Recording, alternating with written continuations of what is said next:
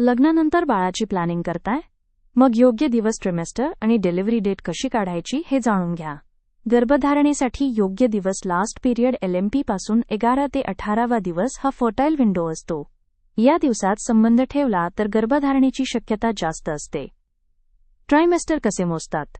Pregnancy साधारण 9 महिने म्हणजे 40 आठवडे असते. पहिला ट्रायमेस्टर 1 ते 12 आठवडे, दुसरा ट्रायमेस्टर 13 ते 28 आठवडे, तिसरा ट्रायमेस्टर 29 ते 40 आठवडे.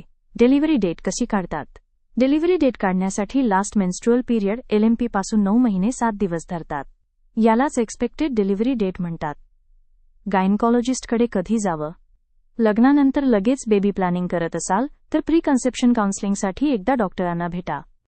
प्रेग्नन्सी झाल्यानंतर पहिल्या ट्रायमेस्टरमध्ये 1 ते 2 वेळा, दुसऱ्या ट्रायमेस्टरमध्ये दर महिन्याला, तिसऱ्या ट्रायमेस्टरमध्ये 15 दिवसांनी तपासणी करा. सोनोग्राफी कधी करायची? साधारण 3 महत्त्वाच्या सोनोग्राफी होतात.